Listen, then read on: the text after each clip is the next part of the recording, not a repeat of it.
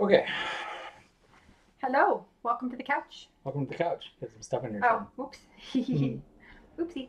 Um, so I think this conversation today is going to be about having conversations about finances and money.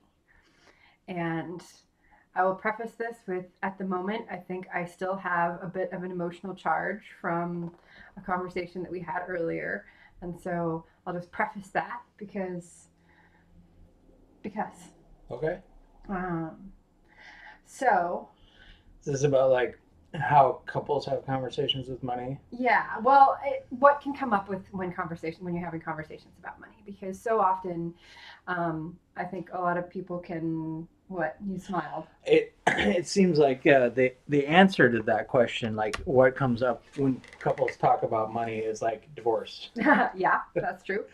Um, I think for us, um, for me, often the conversation lately with our conversations about money have come down to something that's been a thing for me for a long time, which is um, my sense of self worth in terms of I currently don't have any money coming in, and I actually have a bunch of money going out, and that's something that's very uncomfortable for me, and um, it's something that we don't talk about a lot, mostly because I don't want to bring it up because I don't like the feelings that come to the surface when we talk about it.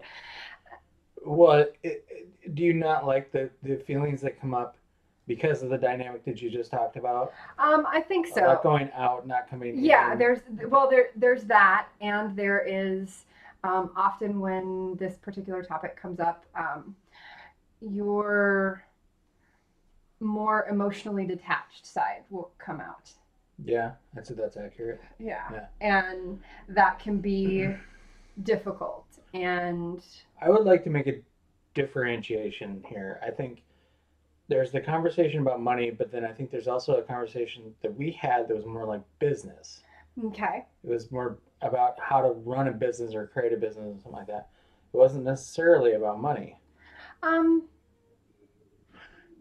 Okay, okay, so no, my map here is yeah, that discussions about money mean um, uh, we have X coming in and Y going out, and then a delta, yeah, and that's how much we have at the end of the month, and we make things work based on that, and we'll have this much savings or whatever. mm-hmm. And then the emotional side of that is there was a time in our marriage where I didn't have a job and you did, Mm-hmm. and so there was that pull. Like I feel like less of a man Mm-hmm. because my value is determined about by how much I can provide for the family. Mm-hmm. Okay, so it sounds like you're having a similar conflict So in yeah, that yeah, sense. So then there's a different conversation that is you're starting a business. I think you're doing it wrong. mm-hmm. Yeah, Let's just cut to the chase. yeah, I think you're doing it wrong. You should be doing it my way. mm-hmm. You're not going to do it my way because you're going to do it your way. Mm-hmm. So I think those are two completely different conversations that we Okay, have. yeah, And when we have the conversation about how to run a business, you're right. My analytic side comes out because this is kind of what I'm good at. okay, Um, and I do become detached, don't I? yeah. Yeah. Does that happen with the money side too? Um, I think we've had pretty productive conversations around money stuff. yeah. Well, it does when you get to the point of saying that investing in the stuff that I pay for, the stuff that the money that's going out is no longer a good investment. So that's where it switches between personal, like our personal finances and business. You might want to say that again. Okay. So there's Okay, so that's where the kind of crossover is yeah, now. because that's the cross between it being business and it being personal Right. because it's um, I mean, so this is we're talking in generalities and vagaries, but maybe Well, there's no, I something think else. this is pretty specific Yeah, for um, us. yeah. So when it But I that see when what you're it saying. crosses over from the business to this doesn't feel you saying it's no longer a good investment or whatever the language was that Okay, you used. so specifically what I said, what I meant was the money you're spending on effectively what is training to do your business Yeah. is not a good investment. Mm-hmm.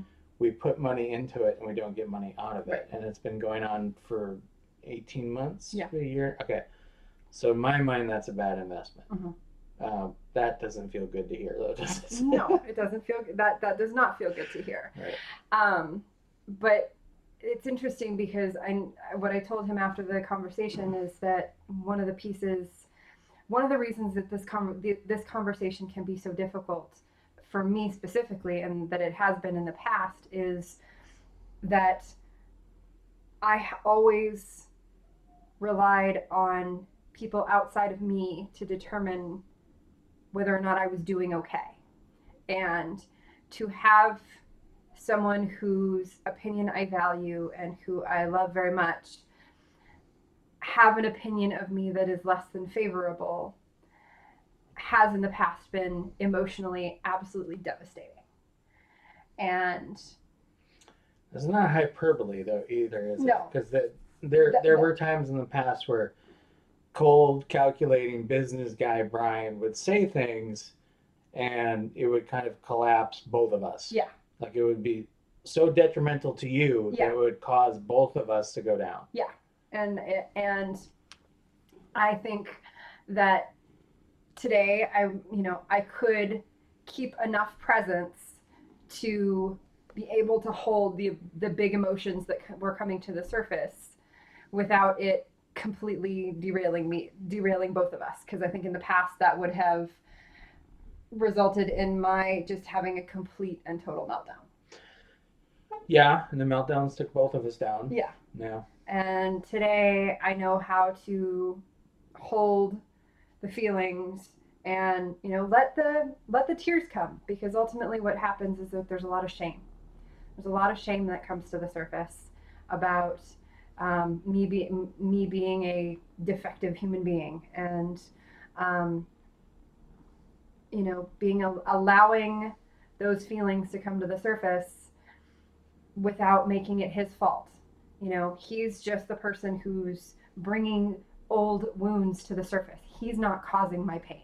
And I think in the past I would have been so angry because he caused my pain. And I'm doing really well.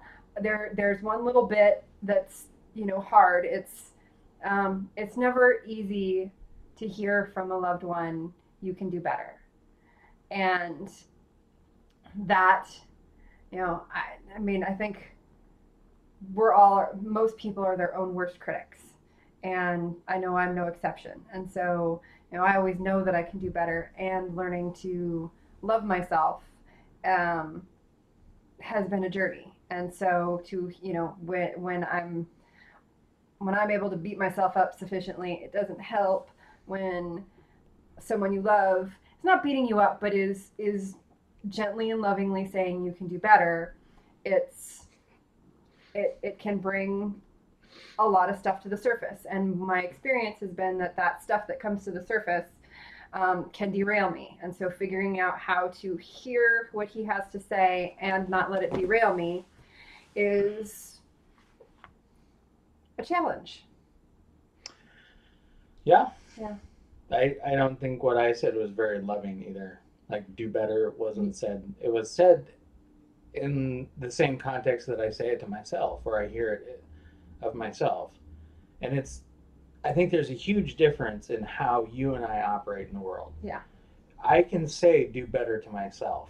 I can beat myself up for not doing better and then do better and learn from that experience and get better. Mm-hmm.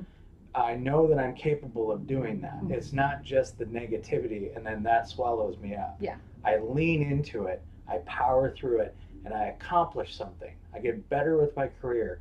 I get better with a relationship. I get better at physical fitness, whatever it is. I just keep doing it until it's done. And I think in general, people who are capable of doing that learned early on that they were capable of doing that. Mm-hmm. They weren't torn down by their parents. Like, whatever you did wasn't good enough, right? It was, in my house, it was, okay, you did the thing, now let's do the next thing. Right. You got this, you can do it. Yeah. Yeah. So we operate in different ways. So when I said do better, it was like, You know, just like I say it to myself, and I believe that you can, but that And I doesn't map to the same thing that it maps to you. and I think that on an unconscious level, you got the message that you are loved no matter what. Yeah, And mostly. for the most part, not Yeah. you know, I not mean, that's the message I carried with me into adulthood. yeah, It's like, that was the message. and I could do whatever I put my mind to. Like I could do it. Right. And so you don't have so when you hear do better, you know that that's not that your self-worth isn't in question. Um, Is that accurate? I think so. Okay. It's well, maybe. I mean, it depends on the mistake. Like, early on in my career, I made some pretty big mistakes, and I beat myself up pretty good about that. And then, like, I didn't have a job or something bad would happen, and I do remember one thing. Like with all of those experiences, it was very difficult for me to justify blaming someone else for the problem. Right. It always came back to me. Right. Because I had to take responsibility for my behavior before anything would get fixed. Yeah. That's the thing that I knew. Yeah. Um, so I don't know if self-worth ever came into it. I probably had some dark days where I thought that, but Yeah. um, yeah. And for me, if I'm not careful and if I don't pay attention to what's going on internally, that self-talk can turn very dark very quickly to the point of like go into some just incredibly dark places. So do we want to bring this back to the money thing? Yeah. Sorry, we've gone off on tangents. Yeah, we do that. Um, So I wonder if if other people have a similar experience when you're talking about money and one of the people in the conversation or both or three or four Yeah. whoever's there gets the impression that their self-worth is determined by how much they make or how much they're spending or something like that, or and how then well gets they're doing inevitably in life, because sometimes the conversations about money can come down to a question of doing better. value. Yeah, of value. Yeah. Well, I suppose that's the downside of living in a capitalist society. It's like your worth is determined by how much you make. Right. And That's the measuring stick that well, let me correct that. That's a measuring stick that we have that is fairly accurate in this context. right. But it's, you know, There's like but there people go to school for 4 years and dump 50 grand into a 4 year education on the hope that they're going to do better later on. right, Right. So they make that investment. right. And so it seems like you're making that investment. Uh, I'm hoping that that investment will pay off, but my investments haven't paid off. Yeah. So I don't know. These are hard conversations. For me, it's so from the masculine kind of turning off the emotions and hearing that statement, it's very difficult for me. Um, because like it, let me, yeah, see, this is where it gets hard, man, because it's like my ego wants to jump in and say, well, when is it going to work? Right. And all this stuff. And like, that's the cold calculating part of And me. maybe that's not, maybe that's not part of my journey is being successful in life. Okay, what I was going to say before was like I said, that's a measuring stick. Yeah. Like how much you make is a measuring stick. It's Yeah. not the only one. Right. So if all of this, like, what if at some point some woman comes to you and has a similar story, and the situation is different, and you're able to help her and be like, look, I kind of did some bad investments too. Mm-hmm. So you can relate to that. Mm-hmm. You never know how things are going to come out. Yeah. That's kind of how it seems like. That's kind of how we ended our last conversation. Is we don't really know yet what the value of this investment is going to be. Right. Right now, I feel very strongly it's not working. Yeah. But that's maybe my lack of vision. Mm-hmm. It's possible. You could also be right. It's also possible. But either way, we don't know. Yeah, we don't know. And Okay, so sorry, my point was that you could derive a different measuring stick based on how many people you impact right. because of your bad decisions. are well, and bad decisions based on Which could end up being on good your decisions. which is and this comes into the question of, is it good or bad? It's it depends on what you value. Yeah. And for you, if and again, money comes back to security um, and scarcity versus abundance mindset, and whether or Well, not there's some debt language in there there's too. there's debt language in there. There's just all of these complex pieces that come into it, and for the first, I think, 7 years of our relationship, I handled all the finances. I meticulously watched every penny that went in and out, and I knew exactly where everything was going.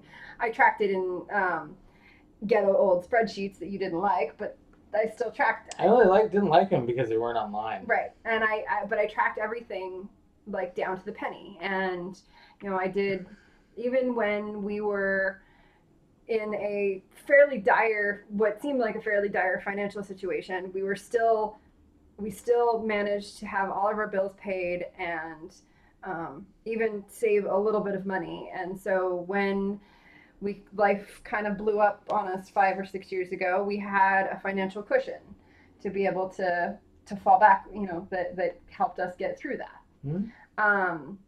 And then I sort of gave up on finances and said, well, fuck it.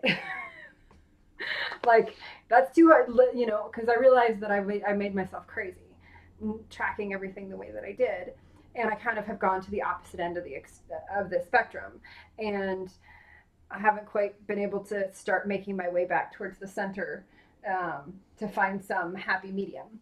I've sort of gone more into the magical thinking of everything's going to work out the way it's supposed to.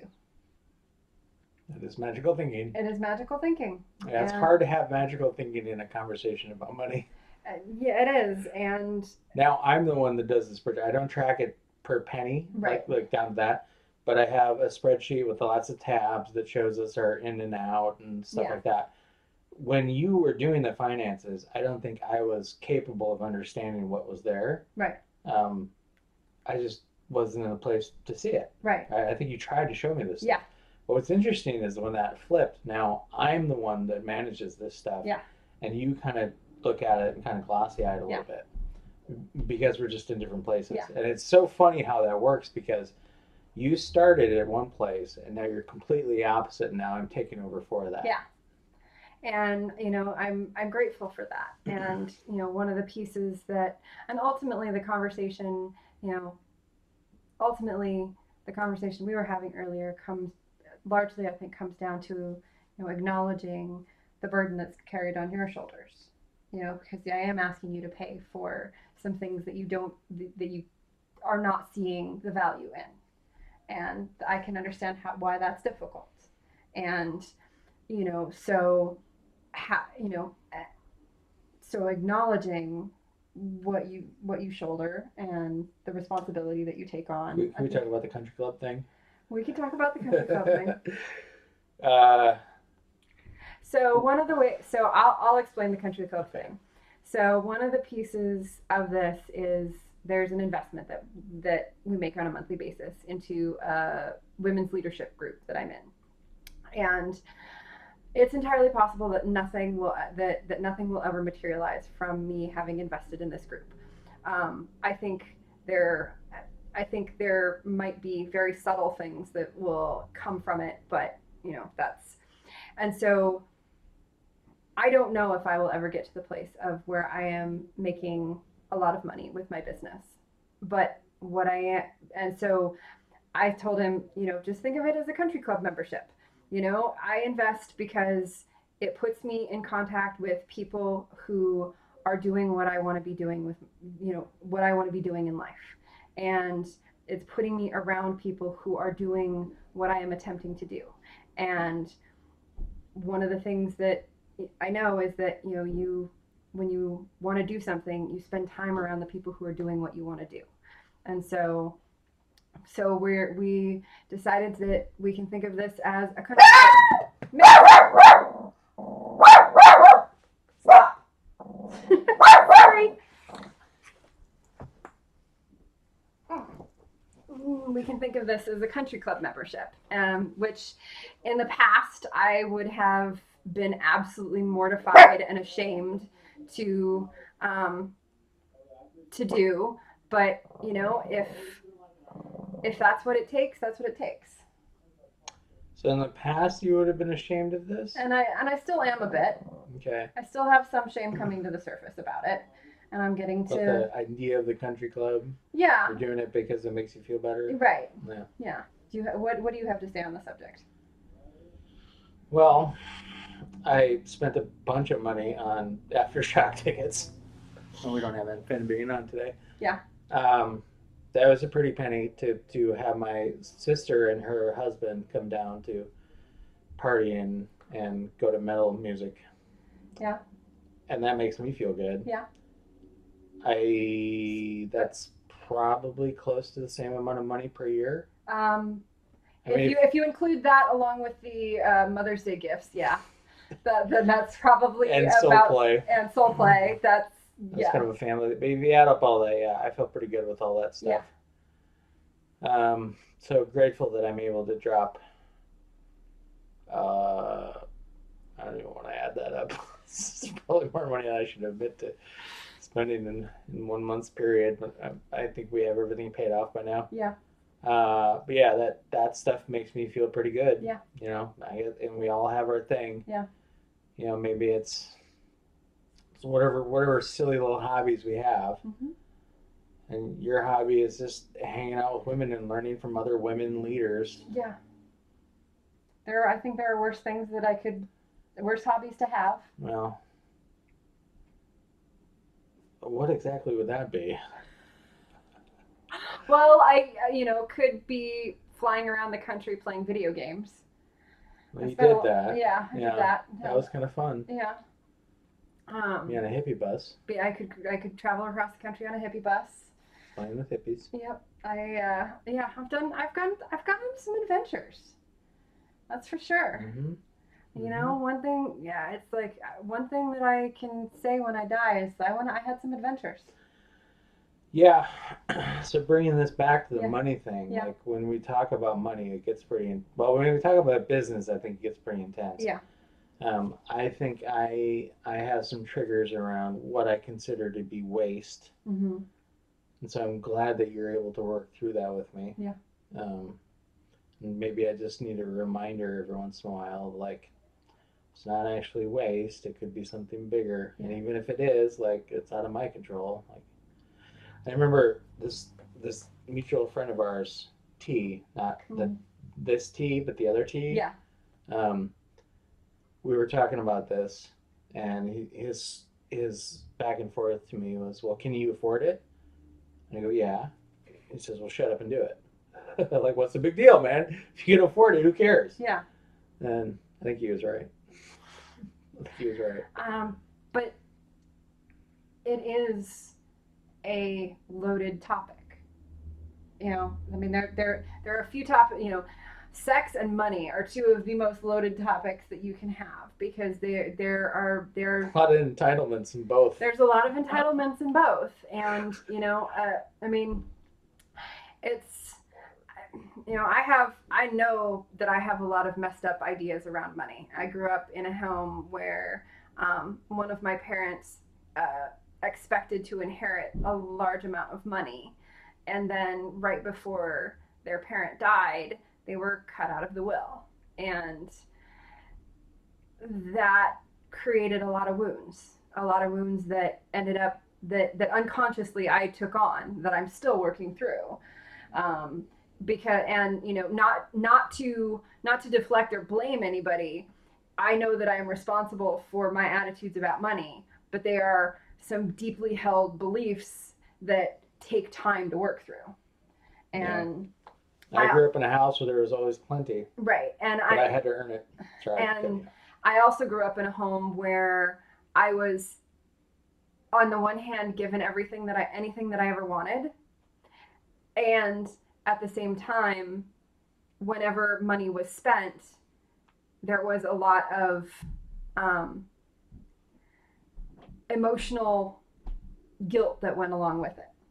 And so it was this weird combination of, okay, you can have whatever you want, but then you're going to get guilt.